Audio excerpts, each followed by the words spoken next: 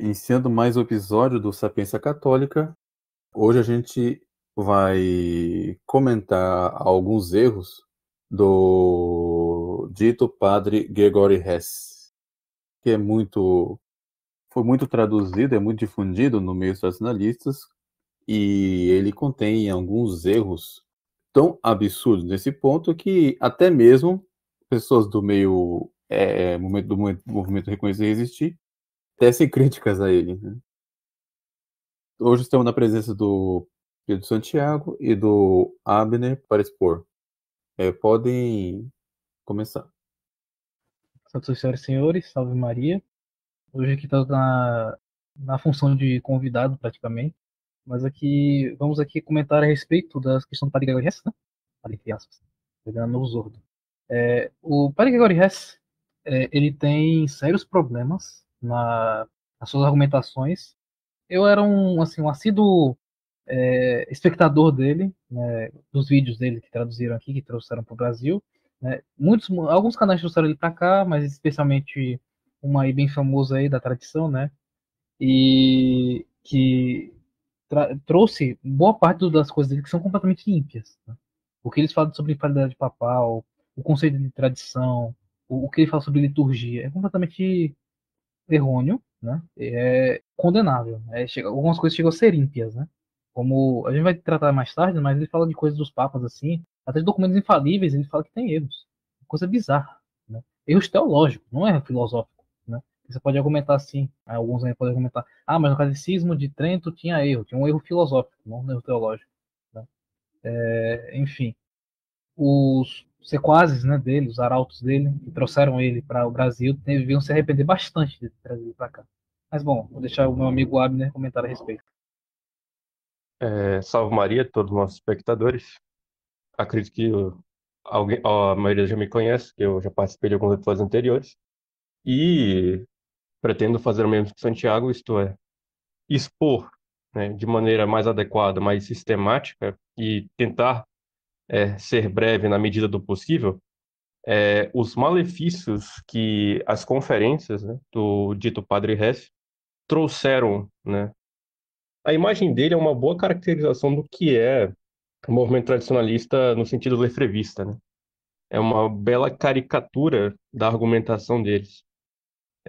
Apesar dele ter seus méritos, claro, em apontar certos erros do Vaticano II, do modernismo, etc., ele peca em muitos outros e eu temo dizer que se tivéssemos em condições normais e ele argumentasse do jeito que faz, ele já teria sido censurado pelo Vaticano, né? Pela Santa Sé. Enfim, eu estou aqui para fazer essa breve exposição. Espero que possamos fazer isso durante o episódio da maneira mais concisa possível. Pode prosseguir, Takaki. Também eu lembro que, como eu disse, mesmo adversários do advocantismo, né, o professor Carlos Nogueira, por exemplo, ele critica severamente o Padre Hess por dizer que em documentos há heresia, etc e tal, porque ele é a imagem do que o Padre Caldeirão chama, né, de tradicionalismo crítico. É alguém que realmente critica documentos do passado, porque eles veem o erro do pós-Vaticano II, mas porque pensam que as pessoas que estão ali são realmente papas, né, eles se dão a licença de também criticar o magistério do passado, como se fosse quase igual com o que a gente vê hoje em dia. Não, e o mais interessante é que tinha um. Eu não sei porque ele apagou, mas no site dos tomistas, né, o site do professor Nogueira, ele tinha um artigo descendo a lenha no Padre Hess. Né? Eu não sei porque ele apagou, não faço ideia do porquê. Mas ele tinha uma frase ali que eu não me esqueço nunca, né? Ele dizia assim: com um tradicionalista deste tipo, pra que ter modernista, né? Ou seja, ele faz o desserviço completo, né? O padre Hess aí é um completo desserviço. Padre Hess, né? O Padre Calderon, lá no seu Candide debaixo do alqueire, quando ele vai falar sobre os critérios para julgar um valor de um conselho ecumênico, né? Ele fala do tradicionalismo crítico, né? Que tanto os neomodernistas quanto esses tradicionalistas padecem, que é reduzir a infalibilidade papal a um nível, né? Que é reduzir basicamente ao magistério solene da igreja, o extraordinário, né? A proclamação de dogmas, né? E criticar o magistério autêntico da igreja. Se tem um vídeo desse senhor, ele fala da história dos papas, né? Dos papas ditos hereges. E aquilo ali, eu acho que nenhum protestante faria melhor. Perfeito. Só para uma explicação, o caso do Padre Caldeirão, ele é bem mais complexo, tá? Porque ele realmente aceita a infalibilidade do magistério extraordinário e ordinário e que devemos ser dóceis ao magistério autêntico, mas que o magistério pós-Vaticano II não é magistério de verdade, mas enfim, o caso do Padre Caldeirão tem que ser tratado em um episódio à parte, porque é bem mais difícil, né? Mas hoje é sobre o Padre Hesse, e podemos tratar da visão do Padre Hesse com respeito à distinção que ele faz entre a influência papal e a primazia papal. Podem expor sobre isso?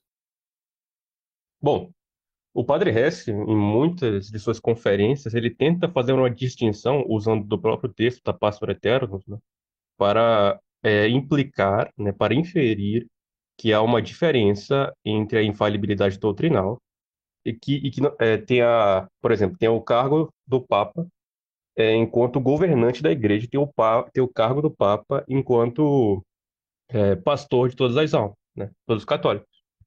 Bom, de fato, essa distinção, porém, há a infalibilidade em ambos, só que se dão de maneiras distintas, né? A infalibilidade de dita doutrinal, nós chamamos ela de positiva, né? E a infalibilidade de governo, nós chamamos ela de dita negativa, isto a lei da igreja, né? O direito canônico, os ritos aprovados, etc., etc., não podem ser intrinsecamente maus, né? Como o padre Gregory Hess supõe ao dizer que o direito canônico lá de João Paulo II é herético, e de fato em certos pontos, e a missa nova é intrinsecamente má, o que é impossível se a igreja, né, nos fornece ele, né? E ele tenta fazer essa distinção, o que é ridículo, né?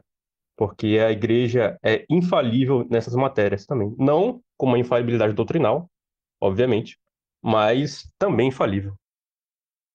Resumindo, para ele, a assistência do Espírito Santo não é habitual como ensina a Santa Teologia, é algo que vem de vez em quando, entende? Exatamente, exatamente. Ele até fala, acho que na sua entrevista com o título, né, A Infalibilidade Papal, ele disse que se não tiver aquela fórmula lá, né, que nós conhecemos, né, eu defino, em virtude da minha autoridade apostólica, etc., etc., ele não segue.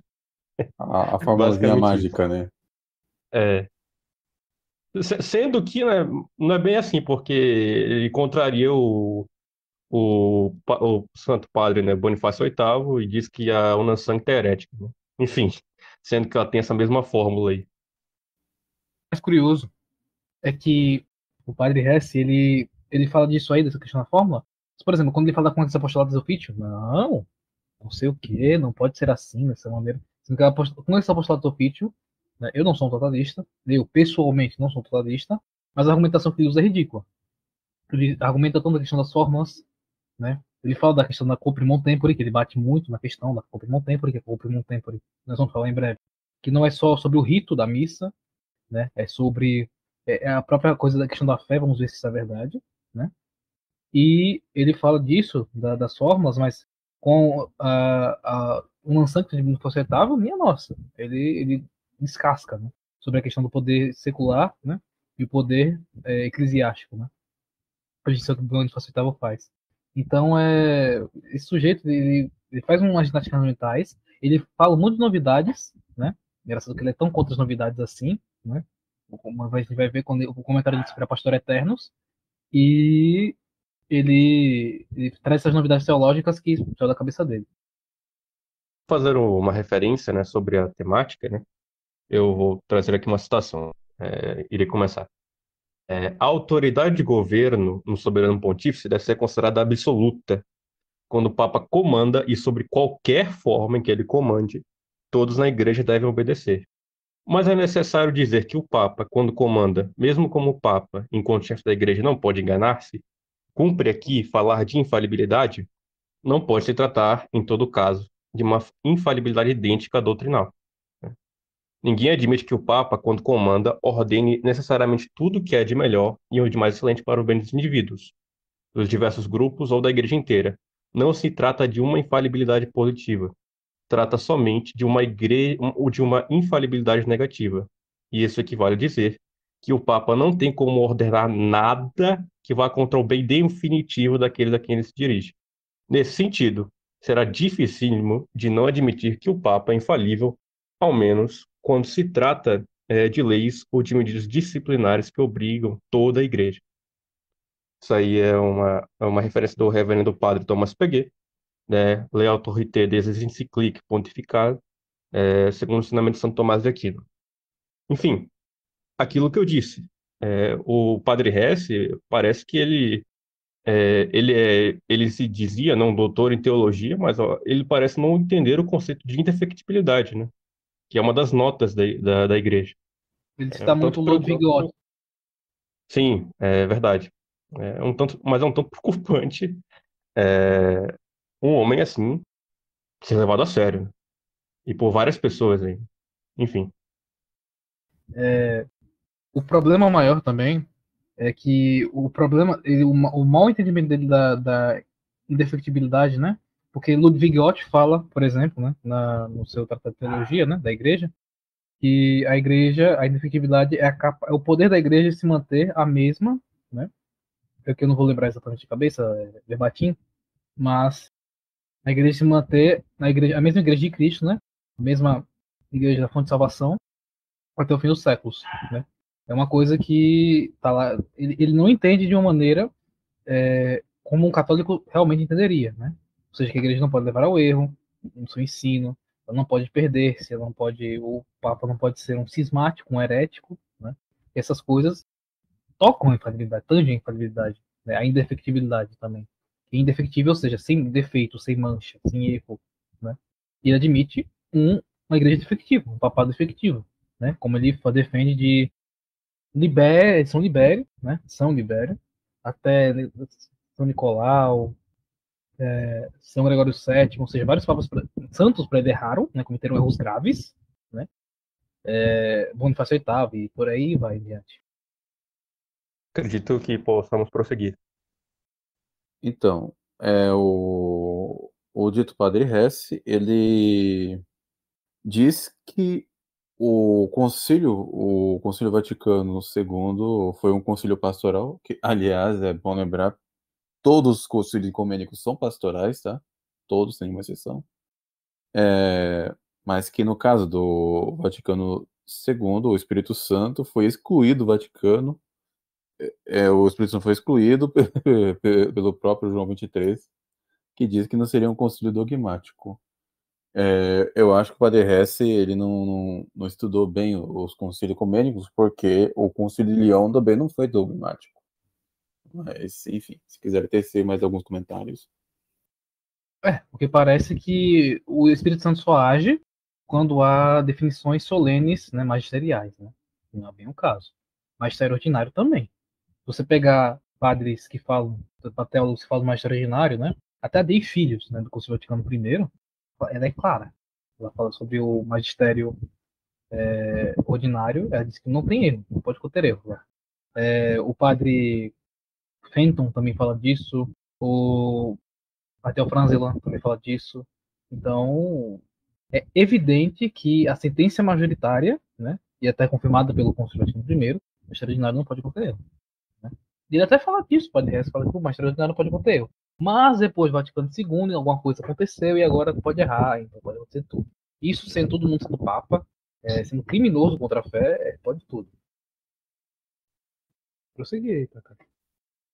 Ah, sim, só estava procurando aqui a citação do São Roberto Bellarmino, dizendo o seguinte, que é de fé católica que o concílios gerais aprovado pelo Romano Pontífice não pode conter erros, justamente porque ali estão reunidos, ali não só está o Papa, né, como o sucessor de Pedro, né, como também estão estão também todos os bispos, ou seja, o Conselho Ecumênico, como a gente já expôs em outras oportunidades, são a expressão máxima do magistério da Igreja. Então, como é que é possível? Justamente o Concílio Vaticano II, que em tese, né, seria o maior concílio da história da Igreja, com 16 sessões, com 4 sessões, perdão, em 3 anos, com 16 documentos, e tudo para sair uma coisa toda errada que ninguém precisa seguir. Pelo contrário, não pode seguir, né? Não, apenas não precisa, não pode. Aqui, está no livro segundo, capítulo 2. São Roberto Bellarmino ensina: portanto, seja esta a primeira proposição. Deve ser crido pela fé católica que os concílios gerais confirmados pelo Sumo Pontífice não pode errar nem na fé e nem nos costumes. Prova-se, em primeiro lugar, pelo testemunho da Divina Escritura, que os testemunhos sobre a matéria em questão podem ser reduzidos a 4 classes. Na primeira, estarão os testemunhos próprios. Na segunda, aqueles que provam que a igreja não pode errar. Na terceira, aqueles que provam que o Papa não pode errar. E na quarta, que aqueles que provam que todos os bispos e doutores da igreja não podem errar. E todos eles estão reunidos num concílio ecumênico. Aliás, o padre Hess tem uma tese muito estranha, né? Para dizer que o Concílio Vaticano II não é exatamente o concílio da igreja. Bem, para quem é advocantista, pode até concordar com ele. O problema é como o verdadeiro Papa podem aprovar um concílio que não é um concílio da igreja, assinando os documentos, todos os documentos, e todos os bispos estão juntos. É um negócio meio sem pé nem cabeça. Certo? Também essa tese doida dele também se estende ao Novus Ordomice, né? Vamos comentar aqui já já. A próxima, a heresia material e formal, que também é muito, muito estranha na teologia dele, né? Essa teologia é um tanto quanto inovadora. Ele disse basear-se em Santo Tomás de Aquino, né? Enfim. Então, sobre essa questão da heresia material e formal, ele fala sempre, ele bate na questão, não, temos que, a pessoa para ser herege formal, ela tem que contrariar, dizer assim, eu não, tal coisa diz isso, mas eu digo aquilo. Sendo que não é bem assim que funciona a história, né? Tem uma citação do Padre Hugon, que é muito interessante, acho que é da obra Hors de l'Église pour de salut, né, que diz o seguinte: quanto aos hereges materiais, tampouco pertencem ao corpo, porque estão subtraídos ao elemento social, que é a profissão visível de uma mesma fé. A Igreja, em sua prática de foro externo, não distingue entre hereges formais e hereges materiais, mas a todos considera como estrangeiros, né? Então, ou seja, o Padre Hess vivia dizendo, por exemplo, né, só para lembrar, ele é falecido já, ele vivia dizendo que João Paulo II, Wojtyla era herege material, Bento XVI, não, acho que 9 Bento XVI. Paulo VI também foi herege material, mas essa citação aí do Padre Gon, ela é muito interessante porque ela prova que, canonicamente falando, vamos assim dizer, não há distinção, né? Isso aí, quando ele diz material informal, é uma distinção moral, né? Da gravidade do pecado.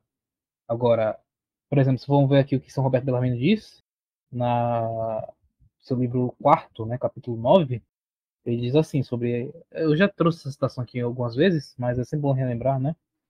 Ele diz assim, comentando sobre a questão de Libério, né, sobre Libério.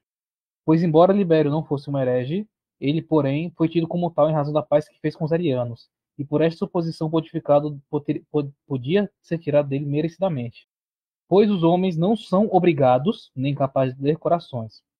Aqui, fechar as aspas aqui, só para lembrar que está no mesmo sentido da citação do Padre Gon, que eu acabei de trazer. Continua. Mas quando eles veem alguém que é um herege por suas obras externas, eles o julgam como herege puro e simples e o condenam como tal. De Romano Pontífice, né, livro 4, capítulo 9. Vamos prosseguir. Só um breve adendo. Esse negócio de alguém ser um herege material é uma coisa interessante, porque para alguém ser dito herege, essa pessoa ela tem que dissentir conscientemente, né, e totalmente da regra da fé católica. Para isso, ela tem que ser necessariamente, ela tem que ter uma intenção nisso. Então, para alguém ser herege de fato mesmo, só dá para ser herege formal, não dá para ser herege material. Você pode falar heresias materiais. Isso é completamente possível. Mas você ser um herege material, como é que pode? Vai contra a própria definição de herege, né, que o Santo Tomás dá. O Santo Tomás, né, fala o seguinte, né, somente a pertinácia faz de alguém um herege. Muito bem. Então esse conceito de alguém ser um herege material é um tanto estranho para mim, né? Me soa estranho aos ouvidos. E o senhor John Delley, né, ele explica isso de forma magistral no seu artigo Heresia Pertinácia, Heresia Material e Formal. Enfim, pode prosseguir, Takaki.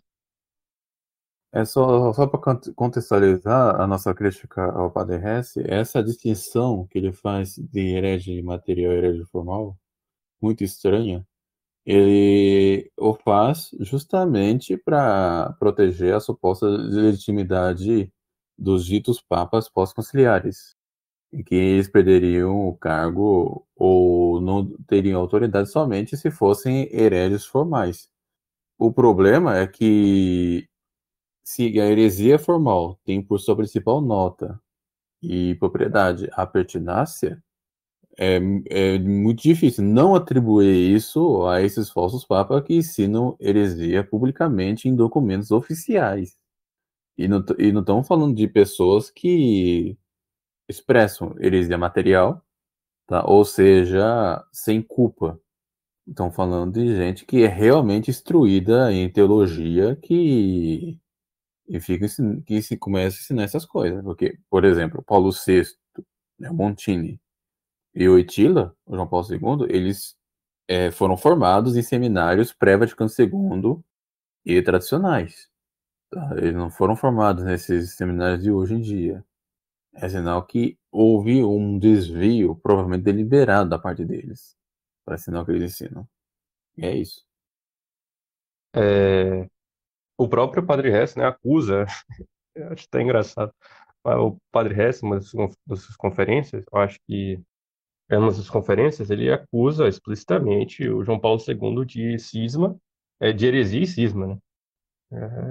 Eu fico meio escandalizado como ele consegue falar isso tão facilmente, né? Eu lembro o ABD Nantes, né? Eu acuso, né, de Paulo VI, e eu também jogo Paulo II de heresia, cisma e escândalo, né? Ele escreveu 2 livros de acusações, inclusive. Engraçado que os dois se igualam, né? Porque os dois reconheciam como papas. Aí ele vai dizer, né, que, bom, eu não desobedeço ao Papa, mas eu desobedeço a Karol Wojtyla. Bom, de fato concordamos, né, nisso, porém o modo de que discordamos é diferente, né? Santiago? Sobre essa questão aí do herege material e formal. Suponhamos que essa distinção fosse real, né? Isso não tem. Eu duvido muito, né? E é confirmação dos papas, que um papa pudesse ser, no seu exercício de papa, até herege material. Eu acho impossível. Não só acho, como está confirmado aqui, uma carta apostólica de Pio IX, muito interessante, Iam vos homines, né? Que ela fala uma coisa muito interessante aqui. Pio IX, ele é uma coisa interessante. Todos devem entender perfeitamente e claramente e evidentemente ver que esse estado das coisas é diretamente oposto à natureza da igreja confirmada por nosso Senhor Jesus Cristo, na qual a verdade da igreja deve sempre continuar firme e sempre inacessível de toda mudança, como o depósito dado à igreja deve ser guardado em sua integridade, dado que a guarda e a presença e o auxílio do Espírito Santo foram prometidos à igreja para sempre. É um trecho da Iam Vos Homines, de 1868. Então, de fato, o Padre Hess vai falar muita questão de novidade, novidade, novidade, mas o que ele mesmo ensina é uma novidade, e isso aqui mostra que a igreja é imune a qualquer tipo de erro. Essa carta aqui apostólica é muito interessante a respeito disso. Né? E na Pastora Eternos diz claramente que a ser apostólica nunca conheceu nenhum erro, nunca conheceu o erro. Né? E dirá heresia. Né? E o Padre Hess gosta de desenhar papas que foram heréticos, supostamente. Perfeitamente, né? Pois o que importa nesse discernimento, né, de que fazemos, nós, adeptos da nossa posição sedevacantista, é basicamente baseado no dito magistério dessas pessoas, né? Não nos interessamos pela pessoa privada dos ditos pontífices aí, de João 23 para frente. O que interessa é o seu suposto magistério. E o Padre Hess parece que, mesmo sendo um excelente teólogo, não consegue abstrair uma coisa da outra, né, e fazer um juízo são. É, o Padre Hess também, ele diz o seguinte: essa ideia de um papa ser traidor do magistério da igreja não é nova. É uma afirmação bem forte essa, né? Mas será que ele tem fundamento nisso? O que tem a dizer? Bom, tem sobre essa matéria, o falecido Padre Hess, ele tem um vídeo, mais de 2 horas, falando da história dos papas, né? Uma historiografia um tanto, eu diria, parece que foi feita por um protestante, onde ele acusa diversos papas de terem sido hereges. E, portanto, baseado na história da igreja, desses papas, não poderíamos dizer que João 23 para frente estamos sem papa, né? Bom, ele cita aqueles casos famosos, né? O Papa Libério, Honório, João 22 e Nicolau I. Bom, isso tudo pode ser resumido àquilo que foi mencionado anteriormente, que o padre Hess não consegue, concedendo que tudo que ele falou foi verdade, tá? De que, de fato, Libério assinou uma fórmula ariana em privado, que Honório mandou uma carta, e até foi condenado por isso, né? Mandou uma carta concordando com o monotelitismo, João 22. Isso ocorreu, de fato, né? Ele negou a visão beatífica depois, após a morte, né? Ele disse que isso só seria depois do juízo final. E Nicolau I, respeito do batismo no nome de Cristo, né? Bom, concedendo a veracidade de tudo que o Padre Hess falou, não se aplica a isso ter acontecido e a nossa situação atual, pois estamos falando de sujeitos que supostamente cometeram esses erros, todos enquanto doutores privados. Mais uma vez, o Padre Hess não consegue distinguir essas duas coisas, tá? Em nenhum momento esses santos padres ensinaram, engajaram o exercício magisterial sobre essas matérias, né? Que é impossível, como o próprio Santiago mencionou aí, da Pastor Eternos, o trecho da Pastor Eternos, a sé de São Pedro nunca conheceu o erro. O que que isso quer dizer? Que aqueles que sentaram lá, enquanto desempenharam o cargo, o munus apostólico, né, de doutor de todos os cristãos, jamais podem ensinar um erro, né? E eu vou citar a passagem que o Padre Hess tanto adora, que é a seguinte: pois o Espírito Santo não foi prometido aos sucessores de São Pedro para que estes, sob a revelação do mesmo, pregassem uma nova doutrina, mas para que com a sua assistência conservassem santamente e expusessem fielmente o depósito da fé, ou seja, a revelação herdada dos apóstolos, né? E o Padre Hess também entende isso de uma maneira errônea, que ele fala, ele dá a entender que o Santo Padre pode de fato expor uma doutrina errônea enquanto Santo Padre, que é ridículo, ridículo. Essa citação que acabei de ler justamente quer dizer o quê? Que é impossível, dado o auxílio do Espírito Santo, os papas, enquanto exercem seu ofício, pregarem uma nova doutrina, né? E vai diametralmente contra a nossa realidade depois da morte de Pio XII.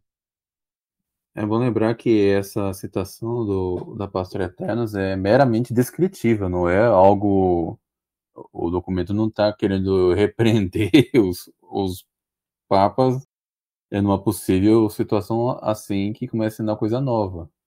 É uma ordem Exato. expressa. É algo meramente Exatamente. descritivo. Exatamente. E E só, numa de suas conferências. Pode falar, pode falar.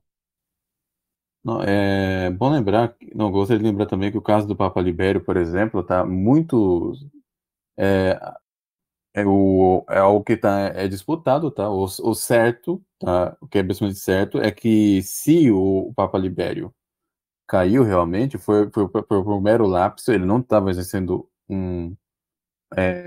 algo magisterial ali. Tá? Honório, a mesma coisa, porque foi uma troca de cartas privadas. Só A descobrir, outra, só descobrir póstuma, nesse caso de Honório, só para lembrar. sim, o caso do o Papa Nicolau I, ou São Nicolau Magno, na verdade, inclusive, eu já vi algumas pessoas do Trade Talk, no episódio sobre os Vacantinos, dizendo que ele realmente foi herege, tá? Porque ensinou uma doutrina errada com respeito ao sacramento do batismo. Isso é respondido pelo Santo Tomás de Aquino na Tercia Pars.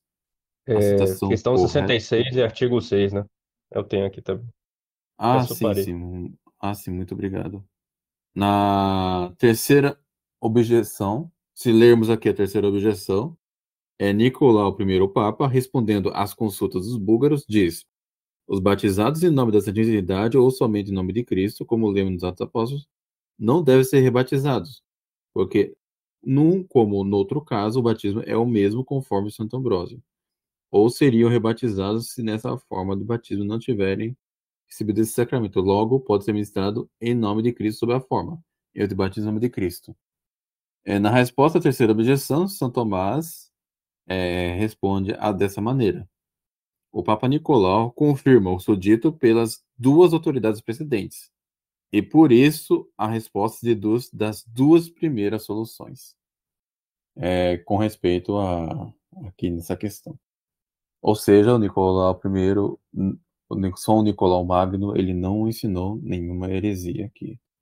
E com relação ao Papa João XXII, isso já foi devidamente respondido em outras oportunidades. Pois é, não precisa nem retocar essa questão. A gente falou extensivamente da questão de João 22, né? Inclusive foi o Papa que canonizou São Tomás, pouca gente sabe. João 22 foi quem canonizou São Tomás de Aquino, né? E essa questão da visão beatífica não era definida. Bento XII, que é o seu sucessor, que definiu. Ponto. E ele ensinou isso em 3 sermões privados, tá? Não é algo magisterial. Certo. Podemos, assim, ele também tem a questão da falsitação de Pio IX.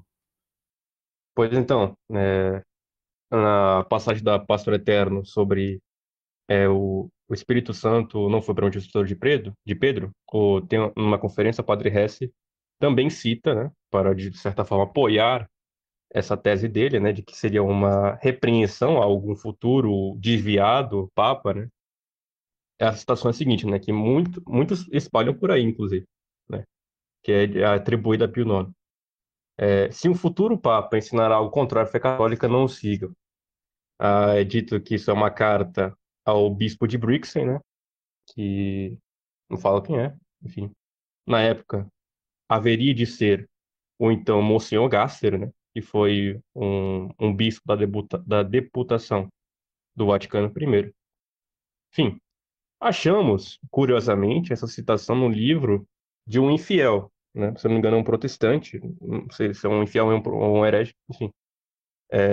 O senhor Christopher Reis, no seu livro In His Name.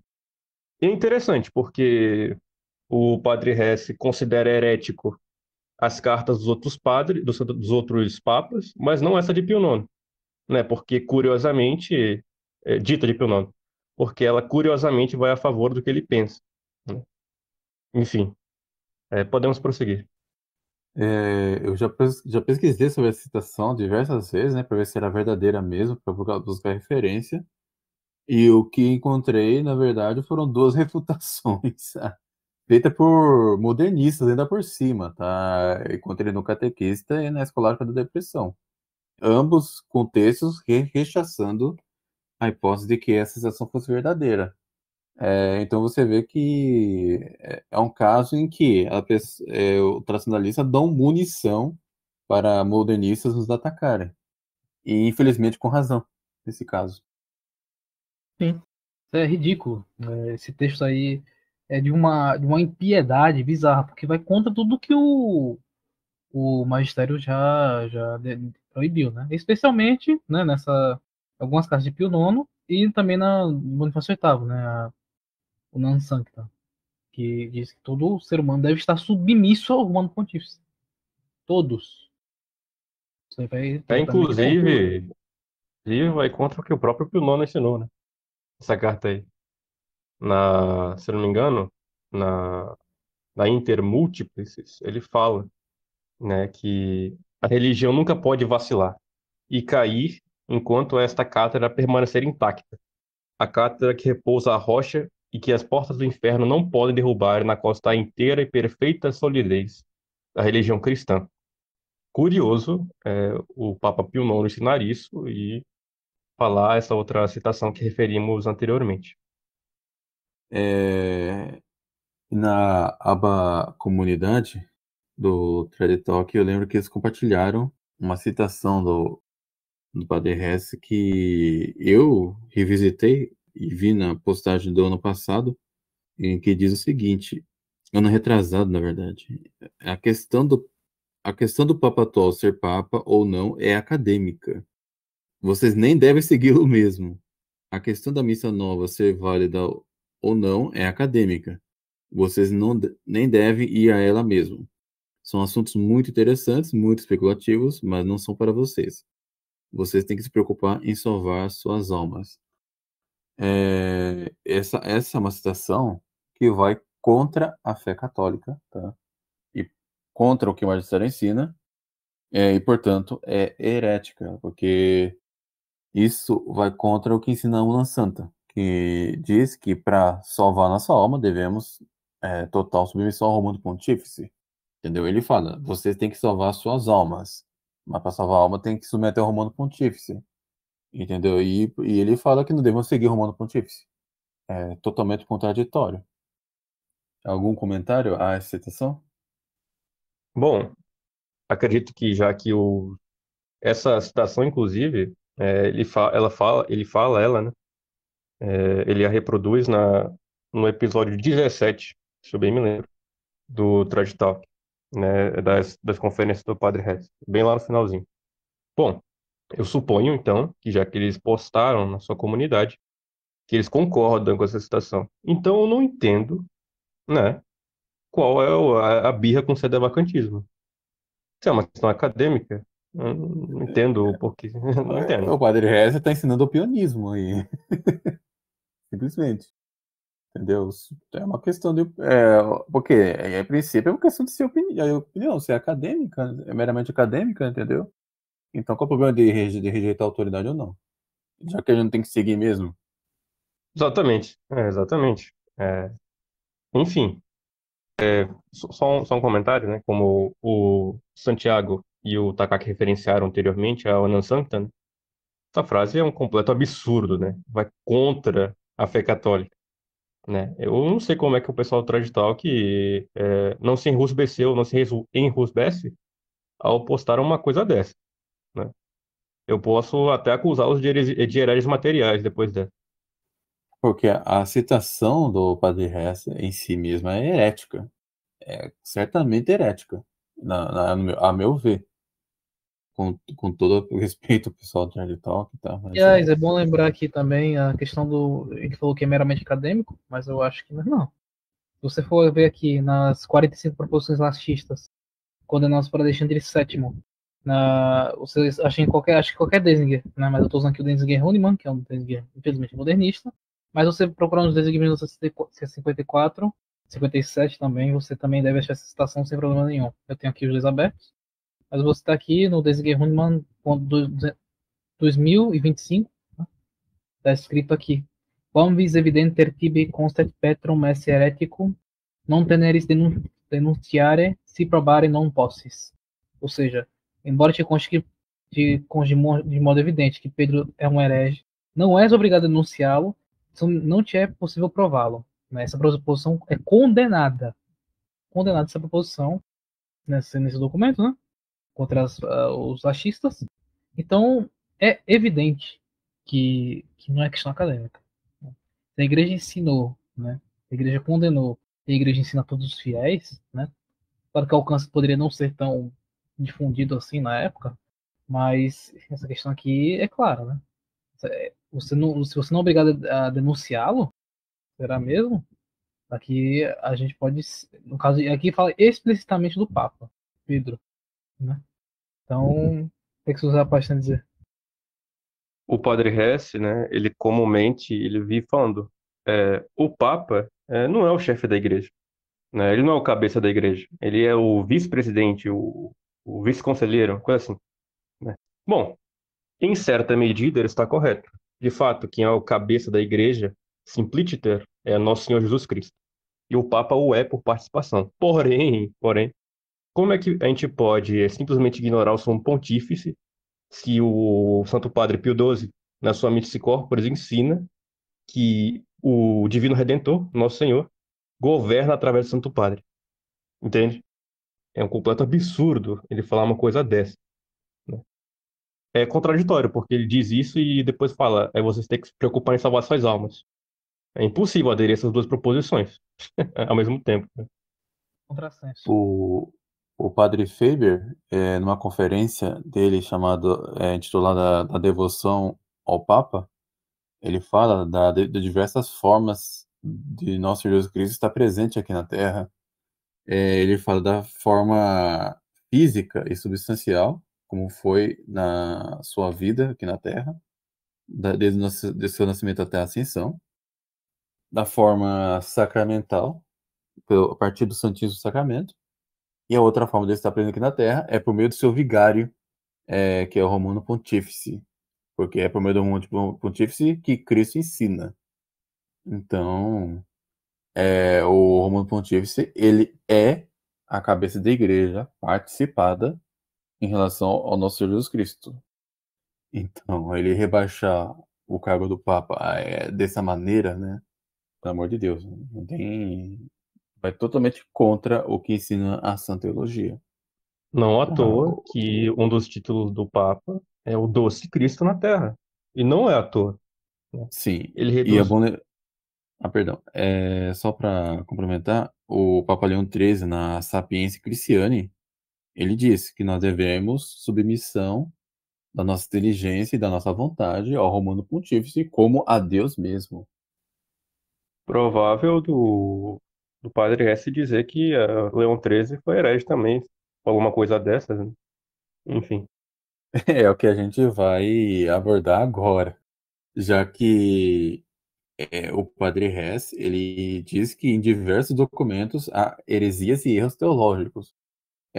Para dar três exemplos, a Dictatus Paper de São Gregório VII, aqui eu digo que é Opa, São Gregório VII porque ele foi santo de fato, tá? A Bula Unam Sancta, da Bonifácio VIII, e a Inefabile Deus de Pio IX. Os dois primeiros documentos conteriam heresia, enquanto na Inefabile Deus teria erro teológico. E no caso dos dois últimos, eu não sei como classificar o primeiro, mas a Unam Sancta e a Inefável Deus possuem notas de magistério extraordinário, solene. E sabemos que a Inefável Deus é solene, né? Porque promulgou um dogma, de fato. ele fala do Dictatus Papae ser herético, do Dictatus Papae diz que o imperador é nada, isso é falso, tá? Isso não está escrito no Dictatus Papae. Ele diz que o Papa tem o poder de depor, né, um governante. E tem mesmo. Né? Por isso que o Papa pode, entre aspas, ele pode legitimar, né? Não, melhor dizendo, vou corrigir as aspas aqui. O Papa pode legitimar entre aspas, um tiranicídio, né? Uma insurreição, o Papa pode legitimar, né? Eu acho que o Padre Belmont tratou essa questão e Takaki também falou bastante desse tema, que é só com uma autoridade desse tipo que pode se legitimar uma insurreição, uma espécie de tiranicídio, né? E o mais engraçado é que no Dictatus Paper, né? Eu tenho aqui o Dictatus Paper. O padre Hesse diz que o Dictatus Paper tem erros, né? Mas o Dictatus Paper, no ponto 22, fala o seguinte: a Igreja Romana nunca errou e, segundo o testemunho das Escrituras, nunca cairá no erro. Em que eu acredito? Padre Hesse ou em São Gregório VII, canonizado por Bento XIII? Não sei. Não, aí nós, como de fato acreditamos numa igreja infalível, né, que o Padre Hess claramente não acredita, pode até acreditar nos sentidos torpes dele, acreditava, né, nos sentidos torpes deles, mas na prática ele claramente não acreditava numa igreja infalível, né? Então eu vou ficar sempre ao lado do magistério da igreja, porque é Cristo quem governa através do Papa, e não o Padre Hess. O padre Hess, ele. Primeira coisa que eu tenho que comentar, né? Ele fala que foi ridícula a canonização de São Gregório VII. A canonização pré-conciliar, aliás, bem pré-conciliar, porque no período medieval, foi errônea, que não devia ter sido canonizada, e tipo, se não podendo confiar na canonização de um confessor da fé, que foi o Papa Gregório VII, então vamos confiar na canonização de quem? Porque ele está colocando todas as canonizações de todos os tempos em xeque ao afirmar uma coisa dessas. Ele fala que o Papa São Gregório VII foi canonizado por motivos, né, para melhorar a imagem do papado, e ele até comenta, né, que isso é contraditório, se eu não me engano, ele fala isso. É contraditório porque não é bom canonizar um homem que escreveu heresia, né? Impressionante. E outra, a doutrina dos dois gládios, ensinada pela Una Santa, é ensinada pelo magistério da igreja em todos os tempos. E é a doutrina da submissão do poder temporal ao poder espiritual. Isso a igreja sempre ensinou, e o padre Hess entende que um anula o outro nessa bula. Não, isso não tá. Isso não consta na Bula Santa. Qualquer pessoa que lê a Bula Santa verá que não tem nada disso. E, bem, essa bula declara. Por isso está implicado todo o que está na bula, tá? Todo o corpo da bula. Por isso, declaramos, dizemos, definimos e pronunciamos que é absolutamente necessária a salvação de toda criatura humana e está sujeita ao Romano Pontífice. Quando ele diz que toda criatura humana, ele não está falando apenas de homens em particular. Ele está falando das sociedades também, tá? Inclusive nações inteiras, porque são compostas de homens. E realmente, dizer que tem heresia nessa bula aí é inaceitável. Temos heresia num documento solene, entendeu? Quem afirma uma coisa dessa não é um protestante ou alguém desse nível. E sobre o erro teológico na diabo de Deus é ridículo. É ridículo. E está claro ali que quando fala se alguém pensar diferente, etc., está se referindo a alguém que se convenceu do erro. Tá? E alguém que especulativamente se convence do erro, ele deixa de ser católico, de fato. Não consta ali que a Infâmia de Deus está dizendo que a igreja vai julgar o que uma pessoa pensa. Não. Só tá descrevendo. Se você pensa diferente desse jeito, você não é mais católico. Ou isso é fato. Se eu, de repente, parar, Deus me livre, né? Se eu começar a crer em uma doutrina que vai contra a doutrina católica, é evidente que eu vou deixar de ser católico. Que Deus me livre, mas é isso. Entendeu? Não vai precisar de uma declaração da igreja? Não, não vai. Tá? A pessoa que se convence de uma heresia, ela vai estar fora da alma da igreja, ainda que não fora do corpo. Tá? Mas é evidente que se a pessoa ela começa a professar externamente uma heresia, vai deixar fazer parte do corpo também. Algum comentário? Perfeitamente. É que nem o Santiago Reverenciou mais cedo, né, da citação do Padre Hugon. E é a mesma interpretação que o São Roberto Bellarmino tem, né? E esses Então, hereges aí. Pode falar, pode falar. desculpa interromper, mas bom, é o que a Satiscoin disse, e acho que até pego o Padre Hess, né? Porque o Satiscoin diz o seguinte, né, de Leão 13. Tal foi sempre o costume da igreja, apoiado pelo juízo unânime dos santos padres, os quais sempre consideraram como excluído da comunhão católica e fora da igreja quem quer que se separe o menos possível da doutrina ensinada pelo magistério autêntico. Diz isso na Satiscognitum. Então, isso aí, o trecho da Inefabilis de Deus é de perfeita sintonia com a Satiscognitum. Né? Claro, a questão que a sociedade é heresia, Corandel, né, ela já está fora da igreja, né? Mas juridicamente ela ainda está dentro. É uma coisa que o pessoal ainda não entendeu ainda, né? O pessoal ainda confunde essa questão de você ter uma pertença jurídica à igreja e ter uma pertença assim, de alma, né? Efetiva, né? Então, assim, o sujeito é completamente bizarro. Eu acho que eu posso considerar, né, eu penso eu que posso considerar o Padre Reis como não católico, porque isso aqui que está escrito pega no pé dele também, né? Ao que dá em Chico, dá em Francisco. Porque isso aqui serve muito bem porque ele nega, por exemplo, o que diz o Dictatus Pater, nega o que diz a Unam Sancta, né, que é um monastério extraordinário. Né? Então, como é que fica? É, E ele vai dizer que São Tomás de Aquino tem diversos erros, né? Diversos. Isso é impressionante. Eu lembro que vi uma gravação dele dizendo que tem pelo menos uma dúzia de erros na Suma Teológica, mas não os listou. Porém, ele fala de pelo menos dois em seus vídeos, né? Com relação à Imaculada Conceição e à visão beatífica. Algo a falar sobre isso? Bom, sobre a questão da Imaculada Conceição, convenientemente, no nosso Instagram, na nossa página do Instagram, fizemos uma postagem justamente sobre esse tema, né, uma explicação muito boa do padre Garrigo Lagrange, né? Então, o link vai estar disponibilizado aí na descrição, mas em suma, o padre Garrigo Lagrange sustenta a seguinte posição, né, de que Santo Tomás ele hesitou nessa posição, né? Se ele não de fato negou a Imaculada Conceição. E também defende que no fim da vida dele, né, Santo Tomás acreditava que a Santíssima Virgem estava livre tanto do pecado atual quanto do pecado original, né? E quem é o Padre Hesse? Quem é o Padre Hesse para falar que Santo Tomás errou? Ele não é ninguém, não era ninguém.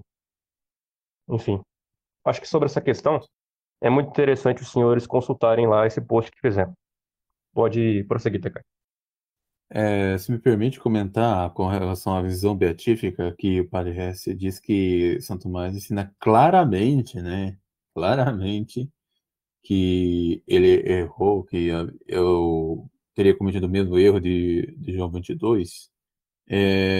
Então, a gente vê na Suma Teológica, prima secunde, questão terceira, artigo 3, no corpus, no responde eu mesmo, ele, ao dizer, tratar se a beatitude depende dos sentidos, ele vai ensinar que não. E ele vai dizer o seguinte: porém, a atividade dos sentidos podem concernir a beatitude antecedente e consequente. Antecedentemente, quanto à beatitude imperfeita, tal como pode ser obtida na vida presente, pois a operação do intelecto preexige a do sentido. Ou seja, São Tomás de Aquino ensina que a beatitude, tá, antes da reunião das almas com os corpos, porém é imperfeita. Tá? Ele vai gozar, essencialmente, as almas bem-aventuradas vão gozar da visão beatífica, tá? Vão gozar da beatitude beatífica e vão estar na beatitude de fato, porém não estará completo. A beatitude não estará completa porque ainda falta o corpo, não está unido ao corpo. A beatitude vai estar completa na reunião dos corpos. É isso que São Tomás ensina e que creio que o Padre Hess não compreendeu. Claro que convém lembrar que essa questão era disputada na época. Tá? Por exemplo, um doutor da igreja, o São Bernardo de Claraval, ele não acreditava na visão beatífica antes da reunião da alma dos corpos, com os corpos. Então, era uma questão disputada, não era um absurdo, pelo contrário. Mas esse querendo contrário não era o caso de Santo Tomás de Aquino, tá? Como a Suma Teológica deixa bem claro, e é isso. Então, ele gosta de falar umas coisas sobre São Tomás de Aquino que me dá pra deixar doido da cabeça, né? O Takaki é mais versado em filosofia aqui, de todos nós, né? Ele, o Padre Hess fala que a alma tem três faculdades, não só tem duas, né? Ou seja, não tem só duas potências, como o intelecto e a vontade, né? Mas tem o amor. E a gente entende que o amor é uma parte uma coisa da vontade, né? Como é que fica isso aí, Takaki? Ele fala isso aquela conferência que foi publicada no TED Talk, né? Sobre o nome de Deus, essas coisas assim. Eu publiquei no meu site um artigo, na verdade não é um artigo, né? São anotações com respeito à alma humana. É uma anotação que eu tinha feito, eu publiquei. E não diz ali que o amor é uma potência porque as potências superiores do ser humano, tá? Na verdade, de qualquer ente espiritual, incluindo Deus, são o intelecto e a vontade. O amor não já é um ato, tá? Para se dizer, uma consequência é um resultado dessas potências. O que eu lembro aqui que para Santo Tomás de Aquino, o amor é antes, tá? Uma paixão.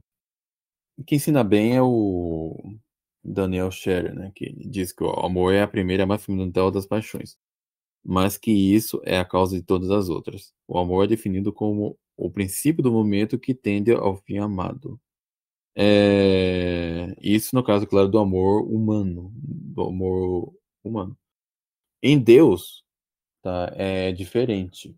Mas é que esse amor, e aqui não estou falando de por assim dizer, uma consequência que vem depois cronologicamente, mas metafisicamente, tá? O amor de Deus, ele não é para se dizer que o amor em Deus ele coincide com o seu próprio ser, mas ele não é considerado uma potência dele, tá? Que nem a vontade e o intelecto. Eu não sei, realmente não sei o que o Padre Reis quis dizer ali. Ele cometeu um erro, não é uma heresia, tá? Mas eu diria que é um erro metafísico. Feito. É só aqui, Santo Tomás de Aquino ele ensina o primeiro movimento da vontade de qualquer virtude apetitiva é o amor. Ora, o ato da vontade e de qualquer virtude apetitiva tende para o bem e para o mal, como para os objetos próprios. Para o bem, principalmente em si mesmo, como objeto da vontade e do apetite. Para o mal, porém, secundário imediatamente enquanto se opõe ao bem. Por onde, e necessariamente, os atos de vontade do apetite dizem respeito ao bem e, naturalmente, têm prioridade sobre os que dizem com respeito ao mal. Assim, a alegria deve ser prioridade sobre a natureza e o amor sobre o ódio, pois o que é em si tem sempre prioridade sobre o que é por outro. Além disso, o que é mais geral tem naturalmente prioridade. Por isso, o intelecto busca a verdade geral de preferências a certas verdades particulares. Ora, há certos atos da vontade e do apetite que dizem respeito ao bem, sob certa e especial condição. Assim, a alegria e o prazer recaem sobre o bem presente e possuído. O desejo, porém, esperança sobre o bem alcançado. O amor visa o bem em geral, quer já obtido, quer ainda por obter, donde o ser naturalmente o primeiro ato da vontade e do apetite. Por isso, todos os outros movimentos do apetite o pressupõem, como a raiz da primeira. Assim, ninguém deseja senão o bem amado, ninguém se alegra senão com ele, e só há ódio ao que contraria a coisa amada. Semelhantemente, a tristeza e as outras paixões da mesma espécie manifestamente se referem ao amor como o primeiro princípio. Logo, qualquer ser que tenha vontade e apetite há de ter amor. Ora, eliminado o primeiro princípio, tudo mais se elimina, mas já demonstramos que em Deus há vontade. Logo, é forçoso admitir que há nele também o amor. Então você vê que o amor não é uma potência para São Tomás. Perdão a leitura extensa de todo o responde aqui, da Suma Teológica, mas é só para deixar bem claro que o Padre Hesse está errado nisso também. Tá? Amor não é uma potência. Pois bem, né? Apontado esses erros teológicos no tomismo, e erro metafísico como também, né? Ao dizer que o amor é uma das potências de Deus. Tratar dos seus erros disciplinares, né? Justamente com respeito ao novo uso do Misse e a disciplina em geral. Então, ele fala que, não, a questão de disciplina e que, como São Pio V promulgou na Coprimon Tempore, né, a respeito disso, então ele vinculou todos os seus assessores, de fato vinculou, né, a questão da liturgia, porque sim, que a liturgia deve ser seguida de acordo com o que São Pio V promulgou. Porém, São Pio V mesmo fez mudanças, o Papa posterior a São Pio V, que eu não vou lembrar aqui quem é, ele fez mudanças também, logo em 1600, né? A Coprimon Tempore é de 1570, né? Até São Pio V fez. São Pio V dividiu se eu não me engano, dividiu o Ankhigitor, né? Aquela oração do cânon em partes, né? É uma coisa que não era comum, né? Fizeram várias mudanças, né? E na questão do cânon, né? Que tange a validade, né? Tange o contexto da missa. Mas aí ele fala como se fosse a missa fosse imutável, né? E, enfim, uma série de barbaridades, né? E aí, quanto à questão de Paulo VI, ele disse simplesmente que não, Paulo VI não quis promulgar nada. Ele simplesmente disse que isso aqui. Olhou o missal e disse: Ah, vou promulgar isso aqui. Gostei disso. Não foi assim, não, foi feito. Na Constituição do Missale Romano, Constituição Apostólica Missale Romano, está bem escrito, assim, no penúltimo parágrafo praticamente. Tudo o que aqui estabelecemos e ordenamos queremos seja válido e eficaz, agora e no futuro, não obstante a qualquer coisa em contrário nas constituições e ordenanças apostólicas dos nossos predecessores e em outros estatutos, embora dignos de menção e derrogação especiais. Você quer com a clara promulgação. Pode não ter todos os termos, mas a clara promulgação. Enfim. Bom, eu gostaria de discorrer um pouco mais, de forma mais extensa sobre esse assunto, porque é algo que lhe bate muito, né, essa tecla aí. Bom, em relação ao que o Santiago falou sobre a promulgação do novo sordo, o Padre Hesse diz nas seguintes palavras, né? Ele diz, né, que o Espírito Santo ele agiu, né, no sentido de que ele impediu que a missa nova fosse promulgada, né? Nas palavras dele, o Paulo VI, Montini, ele só assinou gostei desse livro e nunca obrigou formalmente a missa nova. Pois bem, isso é mentira. Está em patente contradição com a história e a realidade, né? Isso se evidencia pelo discurso que Paulo VI deu ao consistório em 1976, onde ele diz o seguinte, é um pouco extenso, eu acho, mas vale a pena. Ele diz assim: é em nome da tradição que nós postulamos que todos os nossos filhos e comunidades católicas celebrem a liturgia de acordo com o rito renovado com dignidade e fervor. A adoção do novo Zoro do Missa certamente não é deixada à vontade dos sacerdotes ou dos fiéis. E a instrução de 14 de junho de 1961 previa a celebração da missa na forma antiga com a autorização do ordinário. O novo ordo foi promulgado para substituir o antigo, após uma deliberação madura, seguindo os pedidos do Concílio Vaticano II. Não diferente do nosso santo predecessor, Pio V fez com que o missal fosse reformado sob sua autoridade, seguindo o Concílio de Trento. Exigimos a mesma disponibilidade com a mesma autoridade suprema que nos vem de Cristo Jesus, a todas as outras formas litúrgicas, disciplinares e pastorais desenvolvidas ao longo dos anos na aplicação dos decretos conciliares. Qualquer iniciativa que vise impedi-las não pode reivindicar a prerrogativa de prestar um serviço à igreja. Na verdade, causa sérios danos a ela. Bom, Parece até uma citação de um Papa de verdade, né? exatamente. Eu ia até comentar que, ao menos nisso, o Paulo VI é mais ortodoxo que o Padre Hess, né? Ele entende melhor de como a igreja é. Enfim, dado isso, eu gostaria de falar sobre a questão da quo primo, né? Que o Padre Hess usa bastante ela para dizer que, por causa dela, ele pode simplesmente ignorar o Paulo VI e celebrar a missa tridentina, né? Pois bem, o trecho em questão da quo primo é o seguinte: a É só bula para diz o lembrar seguinte, que isso pode falar. daí não é um problema, isso não é um problema apenas do Padre Hesse, é de todo o movimento tradicionalista no geral, tá? De sempre recorrer a essa bula para afirmar o direito de desobedecer a quem entende como o Papa e rezar a missa que quiser. Perfeito, exatamente. Aliás, é erro até de alguns sedevacantistas, tá? Mas isso não vou abordar aqui. Perfeitamente, e de fato, isso é verdade.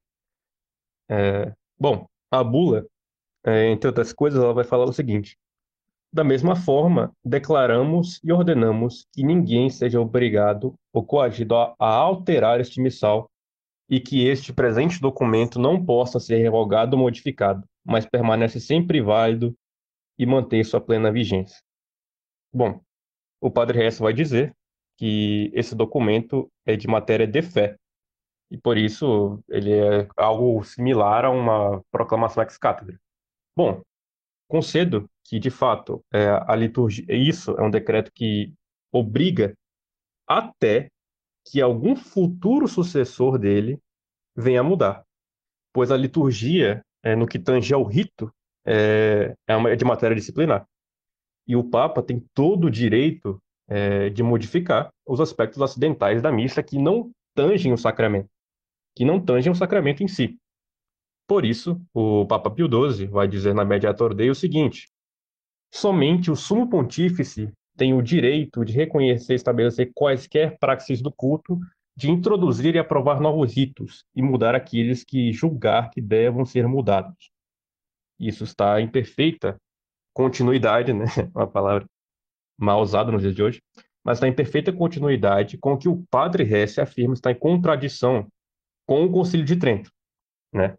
Que no Concílio de Trento é dito o seguinte: se alguém disser que os ritos aceitos e aprovados pela Igreja Católica costumam ser usados na administração solene dos sacramentos, podem ser desprezados, ou sem pecado omitidos pelos ministros, ou mudados em novos, em outros por qualquer pastor de igrejas, seja anátema. O padre Hess, é, na versão que ele leu, na tradução que ele leu, ele implica que esse qualquer seria um quaisquer, ou seja, englobando, obviamente, o sucessor de Pedro, né? O Papa. Não teria o poder de alterar a liturgia, o que foi mostrado patente em contradição com o magistério, né? Visto que o próprio Papa Pio XII afirmou o contrário. Mas, né, vou pegar aqui também uma citação de Santo Afonso Maria de Ligório, comentando a história do Concílio de Trento, onde ele diz o seguinte: não há dúvida de que a Igreja tem o poder de estabelecer e mudar os ritos ou cerimônias aplicados na administração dos sacramentos, como o próprio Concílio de Trento ensina. No entanto, este poder pertence apenas à Igreja, razão pela qual proíbe qualquer outro de mudar os ritos. Caso contrário, como diz Santo Agostinho, coisas novas constituídas pelos ministros perturbariam a ordem e a paz comum da Igreja. Então, é evidente que não se trata, não inclui o sumo pontífice, pois ele tem esse direito, né, enquanto suma potestade visível da Igreja, né, de mudar a liturgia naquilo que lhe é acidental.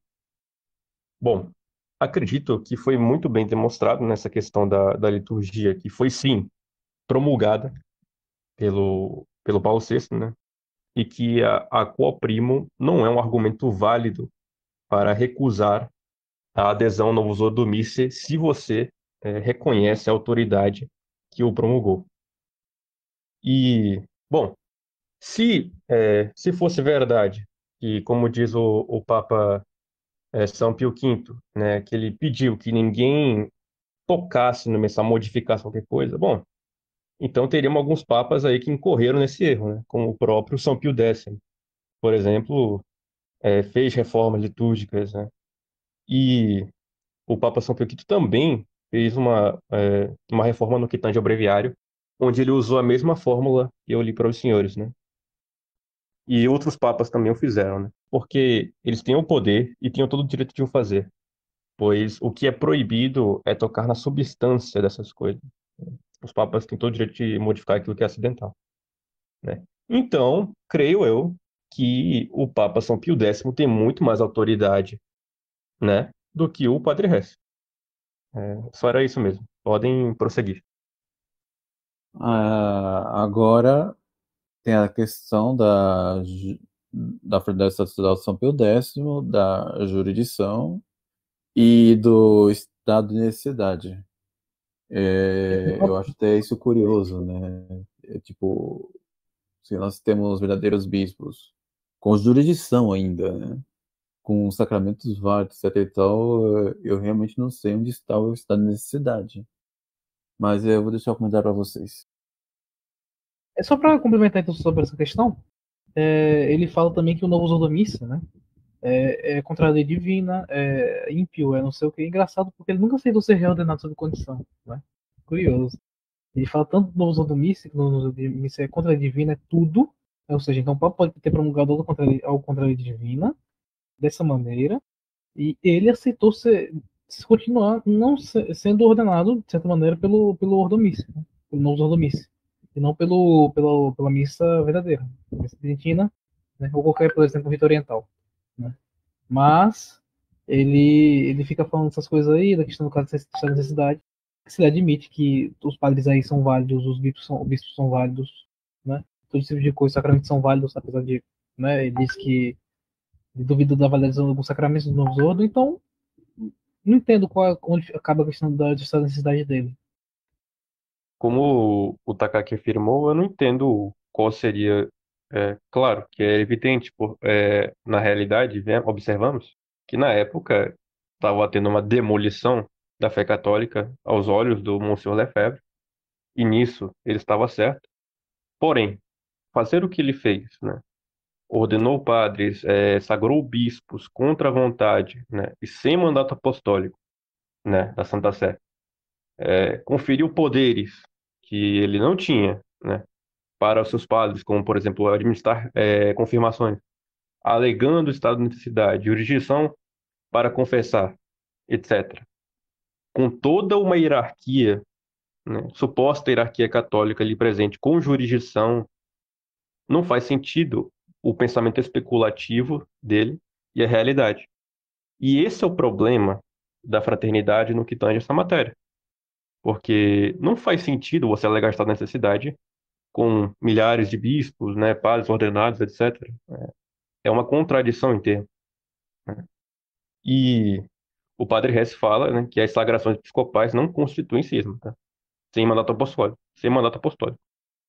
É um absurdo. Um absurdo. Se quiser adicionar mais alguma coisa. Objetivamente falando, eu não acho que a relação de Dom Lefebvre tenha sido errada. O problema é que ele fez isso com convicções erradas. É aí que está o problema. Ele, infelizmente, não chegou na devida conclusão. E nesse meio do caminho ele cometeu inúmeros erros. Uma pena. Agora, se objetivamente falando, com a sé vacante desde o Vaticano II, se os padres e os bispos da Federação São Pio X têm alguma jurisdição, será meramente jurisdição de suplência, por conta do real estado de necessidade que afirmamos e não o estado de necessidade que eles afirmam, né? Um estado de necessidade possível com dioceses, com verdadeiros bispos, com verdadeiros sacramentos, etc e tal. Não tem nenhum sentido essa alegação do Padre Hess. Eles não perceberam o problema, porém eles não adequaram o intelecto à realidade, né? Esse foi o problema do Monsenhor Lefebvre. Ele reconheceu o problema, mas agiu da maneira errada. Não agiu da maneira errada, agiu com intenções errôneas, né? Com uma mentalidade errônea. Acredito que isso é o suficiente sobre esse assunto. Não tem muito o que discorrer, porque essas colocações do Padre Hess, né, são meio, tão tanto, desculpe o linguajar, mas ridículas. Bem ridículas mesmo. São erros tão gritantes, né? Tão gritantes que até você vê que até pessoas que não são da nossa posição o criticam com certa razão, né? Porque, tipo, o cara tá indo longe demais já, entendeu? Porque não faz nem mais sentido. Se você levar a posição do Padre Hess até as últimas consequências, não tem nem sequer sentido usar o Vaticano II como marco de referência da crise, entendeu? Já que os papas já ensinavam, já colocavam heresias em documentos magisteriais e solenes, entendeu? Exatamente, exatamente. Se Bonifácio VIII ensinou heresia na Bula Santa, o que não garante que não vai ter heresia nos outros documentos dos outros papas aí. Se ele ficar fazendo passar esse pente fino do Padre Hess desse jeito assim, não vai sobrar nada. Como eu mencionei anteriormente, né, na prática ele não acreditava numa igreja infalível, né? É E triste, é triste. Independente do Vaticano II ou não. Exatamente, exatamente. Eu lembro do Dom Williamson tecendo crítica ao Concílio Vaticano I, tá? Dizendo que o Concílio Vaticano I foi ruim secundum quid, mas não per se. Bem, só de colocar isso. Ai, Ele ai. disse isso.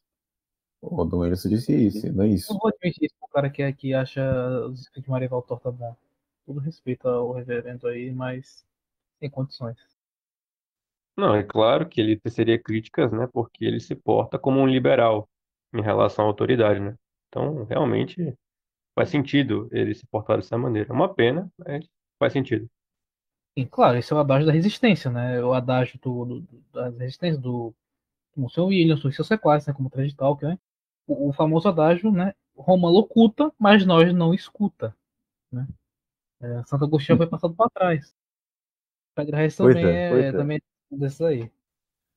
Pois infelizmente é isso. O Padre Hess, ele é um caso que, infelizmente, tem muita gente seguindo, tá? Mas ele vai muito além do que os outros da posição evangelista vão, porque, em última instância, quem define o que é verdade de fé ou não é o Padre Hess e não mais o magistério da igreja, não mais os papas, tá? Porque se a gente quiser encontrar algum dado seguro mesmo, alguma informação segura mesmo, algum instrumento seguro mesmo, a gente não pode recorrer a papas santos, como foi São Gregório VII, ou confessores da fé, como o Papa Bonifácio VIII, entendeu? Nem sequer Pio IX, nem sequer Pio IX, entendeu? Temos que recorrer ao Padre Hess, porque é ele que ensina a verdade, é ele quem é a nossa regra, é ele quem é a regra próxima da fé, tá? De muitos dessa posição, e não mais os papas. Mas é isso, gente. Alguma consideração? Bom, acredito que a exposição foi mais do que suficiente. Claro que não é possível abordarmos todos os erros do Padre Hess, mas tentamos selecionar os principais referentes à crise na igreja e outras matérias, né? Mas principalmente crise na igreja, porque ele é um marco referencial nesse sentido, principalmente por certos grupos terem difundido muito ele no YouTube aqui no Brasil, né? E pedimos, né, que os ouvintes que são contrários à nossa posição reflitam sobre o que foi dito aqui, né? Reflitam seriamente. Vejam o que foi dito, não quem disse, né? E, e é isso. Eu espero que, caso tenham dúvidas, podem mandar os comentários, né? E eu espero que a minha participação e dos demais tenham sido de algum proveito a todos os senhores. E é isso. Minhas últimas palavras são o seguinte, né? O pessoal tome vergonha e pare de publicar esse padre aí que já tá demais. Ele comete tanto erro, de filosofia, de teologia, de eclesiologia, tudo que tem direito que consegue errar. Conseguia, né? Deus tem, mas são muitos erros, muitos erros. São coisas que só alguém com muita pertinácia falaria, né? Então, o pessoal que publica, não só, assim, não só o Tradital, que não é só o Tradital que publica as entrevistas dele, né? Alguns outros canais publicam. Apaguem quando dá tempo, é melhor. Se elucidem, vão ler a doutrina católica, vão ler os documentos. Se muitas pessoas lessem os documentos que o padre Hess cita e diz que estão errados, eles entenderiam o sentido católico da coisa. Mas se vai ouvir pelo terceiro, que não estava tão bem intencionado assim, né, não parecia estar bem intencionado, ou fez de maneira tão ingênua que cometeu uma série de erros dessa maneira, que a compreensão do documento fica completamente viciada, né? Mas se você falou o documento na íntegra, como por exemplo o Dictatus Pater, né, ou o Lansang, você vai ver que não tem nada de errado com a doutrina católica, muito pelo contrário, a doutrina católica pura, né? E confirmado pelos papas seguintes. Então, qual é? O fato é que o pessoal tem que buscar as fontes primárias.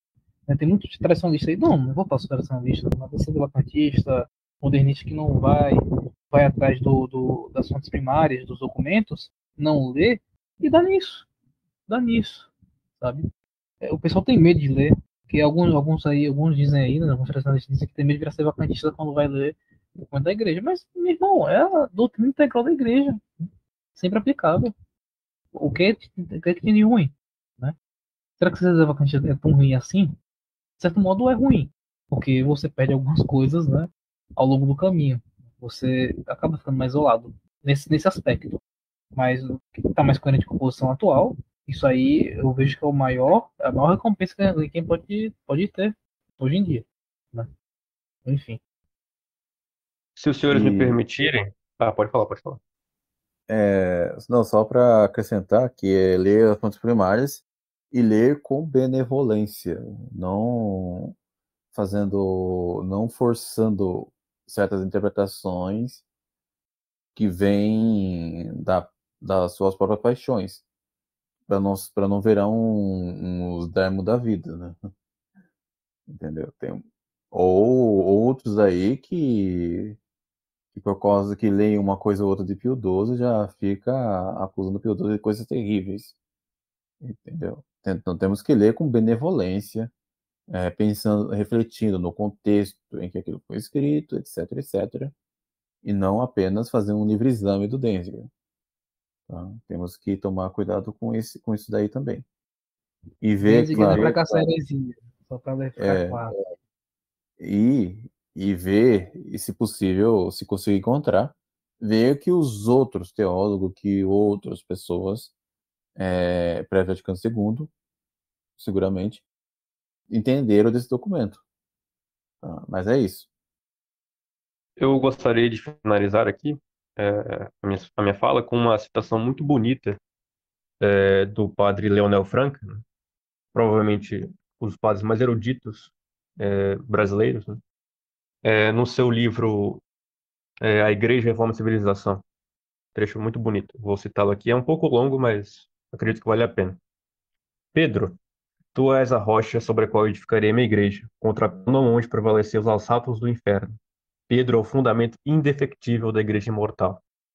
É possível que os alicerces postos pelo divino arquiteto na base do grandioso edifício das almas venha a luir sobre o picão demolidor dos alvenéis do erro? No dia em que o Papa impusesse a toda a cristandade uma doutrina falsa, vacilaria a igreja e as potências do mal haveriam prevalecido contra as promessas de Cristo. A Pedro foram dadas as chaves do reino dos céus, e o divino clavígero arrastaria as almas às portas do inferno. A Pedro foi concedido o privilégio de ver ligado e desligado nos céus, quando ele houvesse ligado e desligado na terra. E os céus confirmariam o erro, a mentira, a falsidade? A Pedro, o ofício de pastorear os cordeiros e ovelhas de Cristo. Foi dado o ofício, né? E o Supremo Pastor, em vez do pábulo de vida, daria às almas, sôfregas de verdade e de amor, o alimento envenenado e corrupto da morte? Não. Propor estas hipóteses é excluí-las. Tão novas, tão desusadas, tão sublimes palavras, Cristo não as podia dirigir a um homem sem emancipá-lo da possibilidade do erro. Não podia impor aos fiéis o dever de obediência a um pastor, a um mestre, a um soberano, sem lhe conferir ao mesmo tempo o privilégio de sua assistência infalível. Imaginai por um instante que o Papa ensinasse um erro, um dia, um erro a toda a cristandade. Que faria a igreja? Submeter-se? O erro a destruiria. Revoltar-se? Seria suicídio. Calcaria aos pés o preceito do Divino Cristo, que lhe prescreveu a obediência fiel à autoridade por ele constituída. É isso. Salve Maria, meus caros. Muito obrigado por terem cedido esse espaço para eu participar.